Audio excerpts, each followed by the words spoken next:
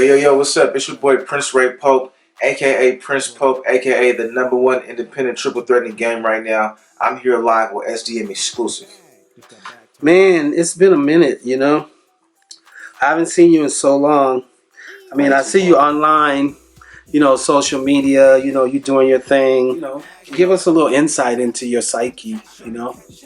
Okay. Well, yeah, I was born and raised in Oakland, California, and just like every other family, you have your ups and your downs and your good times and bad times. I wouldn't change anything. I think that my parents kind of taught us, me and my siblings, four sisters, uh, that you got to just kind of go out there and go get it. You definitely want to work in the system, and you want to go to school and go to college and everything else, but don't be afraid to step outside the box and to have product, or to be an entrepreneur, or to just tap into your creativity, whatever it is that you want to do in life, to go do. And I feel like they helped push us to do that, and I was very fortunate. um, so yeah, Oakland's my hometown. A lot of love for Seaside, California too. I also consider Seaside, California a hometown, so much love to all my people and all my family out there. Yeah, what's up? If I asked any of your siblings to describe you, what would they say? I think they would say that I'm a humble guy. I am pretty humble. Even though sometimes it may not seem like it, but I am pretty humble. I think that they often have conversations that they would like to date someone like me. And I feel like I'm not trying to toot my own horn, but that's what they say. And so I think it's just because I grew up around women, so I know how to treat women, probably, or how they want to be treated. At least I know how, if I'm Or not you doing think it. you do? Or I think I know how to. You know what I'm saying? But growing up with four sisters, I mean, hey, Yeah.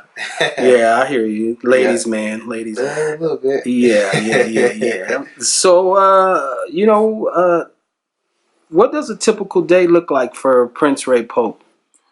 Typical day for me. Well, I live in Los Angeles, California now, so like a typical day for me, I'll probably get up like at 6 a.m. Check my emails, drink a cup of coffee or something. Maybe a little wake and bake or something. Who knows? I don't know. Just depend on the morning. But definitely check my emails. See what castings or jobs I have for that day. Check on my studio time. Um, Man, it never stops. Photo shoots. It's just like every day I'm doing something, kind of centered towards the movement. Lately, I've been working on my debut album, Coins, and so every day I've been like, focusing on like some of the cover art for the songs, or shooting a video, or you know, uh, yeah, just hopping in the studio to mix and master songs and then finish that project up. Um, yeah, that's Yeah, like my everyday life. sounds what's up. So, Oh, hold on. And staying on top of my workouts. I like to work out like at least 3 or 4 times a week. So wow, definitely, 3 or 4 times? yeah, three or four Dang, times. I man. have to work out at least 3 or 4 times a week just for me to feel like comfortable. You know what I'm saying? Yeah, I Yeah, hear you because you eat too. You eat a lot. yeah, I do eat a lot. Yes. Yeah, I'm a very good chef, by the Yeah, way. yeah. I hear you.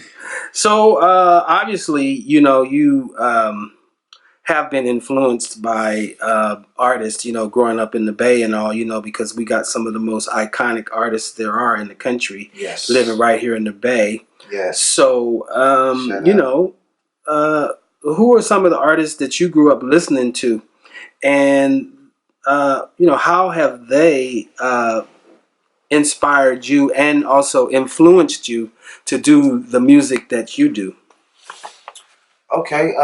Well, as far as Bay Area artists, I grew up listening to Keith the Sneak, Jay Stalin, Delinquents, man, the Mechanics, those producers, man, they got some fire. Just man, yeah, E40, Pac, so it's definitely a lot of legendary. So many I can't even name. I don't want to start naming because then somebody will feel left out. But just so many different Bay Area iconic artists that kind of like shaped my artistry into what it is right now. And I say that because like I'm high tempo, energetic. I love to perform. I love to dance, and I just love to kind of just be expressive and just really just be like energetic, and I think that that's Yeah, I like hear you. a hyphy type of thing, and that's where Mm-hmm. like the hyphy movement and different things like that. Mm-hmm. That we have that type of culture, and I think that culture has kind of like been embedded in me. Even if it's not hyphy music, I'm still like, you know what I mean? Like if it's for the Mm-hmm. bag, I'm gonna run to it. You know what I'm saying? Mm-hmm. It's still high tempo, and so that's definitely in my music. The producers I work with still from the Bay Area, so yeah, the Bay Area definitely has a big impact on my sound.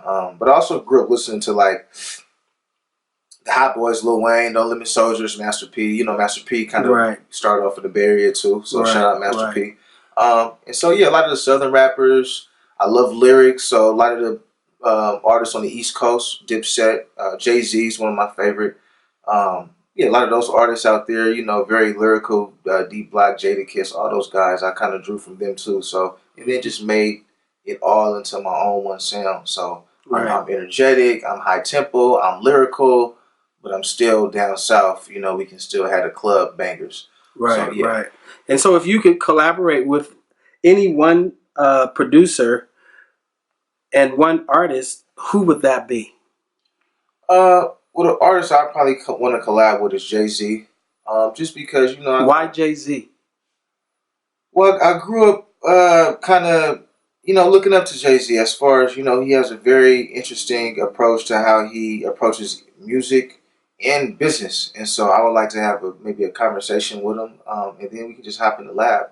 Uh, but yeah, he's lyrical. He kind of he empowers the culture and pushes the culture forward, and that's what I'm about. I'm about like not like throwing stuff under the rug. Just put it out. As far as me, just like being a rapper, I wouldn't just say I was a rapper. I consider myself a triple threat, and I'm independent, so I do think I'm like the number one independent triple threat in the game right now, especially in the West Coast. And I say that to say um, I've done, I've been getting financial gains, I guess, from the acting world, the modeling world. And the music is slowly shaping up, and so I think that with all those three different talents, combine them all together, that's what makes me a triple threat. The modeling, the acting, and the music all being um, involved and all being centered. You know, what was the first time you realized that you wanted to be an entrepreneur and an independent artist? And that being said, um, what do you love most about both being an entrepreneur and an independent artist? Yeah, I think being an entrepreneur, it just kind of gives me the freedom to do what I want to do and just not have any regrets. I would hate to like wake up in the morning and just do stuff that I don't want to do. I've had different jobs and all type of different things, and you definitely have to make sacrifices. But I think the ultimate goal for me has always been to like make a living doing what I love. And as far as just being, hey, you can't release this summer, you got to release next summer, or you can't, or the label's not going to shelve me, or label's not going to uh, tell me to put out this video or that video, or you got to wear this or wear that. Like I kind of like do not what I want, but what my team expects me to do, and what they, kind of the advice they give me. I kind of follow that. Yeah, yeah, yeah. I hear you. So, and this may sound cliche-ish, but where do you see yourself a year from now? A year from now, I would say that the music is taking off way more than it is now. Right now, like I said, we're just now finishing up the album, Coins album. That's coming out in about a month. Summertime. I just want to say summer, 2019. So I see us doing shows and kind of on tour a year from now, pushing that product. That's kind of what I see a year from now. And also, I have a new film that I'll be releasing called In the Courtroom.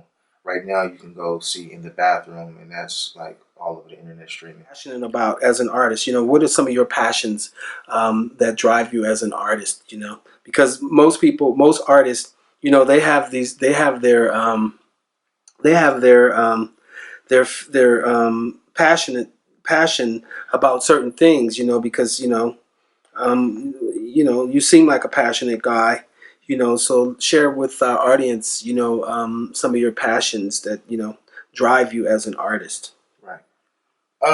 So as far as what I love to do, what I'm in love with is like the process, right? So like I built this brand. Me and my partner built this brand called Before Royalty. And so before royalty, before you reach where you're going, you have to trust the process. And so that process is what I'm in love with. Like I love to start casting for a music video, see what we gonna shoot, just the whole process, shoot it, the editing, and then boom, the final product. So like that whole process from beginning to end, that's what I love. Yes, the final product is the ultimate goal, and we can sit back and just say, yes, we did it.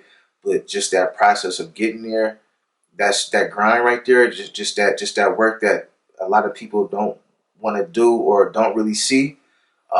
That's the part I'm in love with. Just the production side of it, producing it. So you write your own music? Yes, I write my own music. I don't make the beats. I work with different producers as far as like my music beat makers. But of course, yeah, I write my own music. Everything that I put in the song is real life or it come from a real life experience from me. I don't really. I know I could probably make music from like and draw inspiration from other people's stories and other people's lives, and that's cool and okay. But I haven't got to that point yet. So as of right now, anything that you hear is my life and my experience. Do you remember the first song you ever wrote? And if so, who inspired you to write it? Uh, well, I don't remember the first song I ever wrote because I got like a lot of different rap books. But the first song I ever recorded in the studio was a song called Sneak Peek.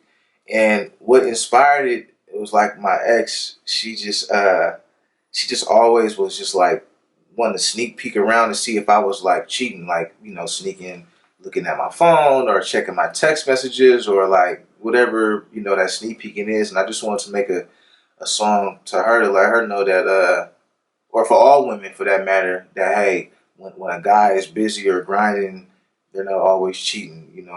They could be out working late hours, but just really dedicated. But nobody wants to like date a broke guy, so like we gotta work.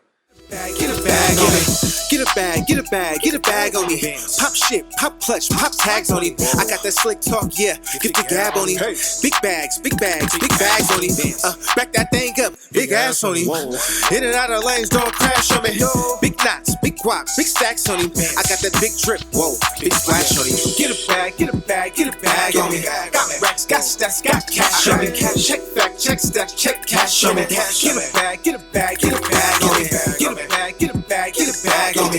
Got racks, got stats, got cash on me. Check back, check stack, check cash on me. Get a bag, get a bag, get a bag on me. It's easy money, it's easy coming, it's easy going. I got a bad chick, nah, she ain't an easy woman.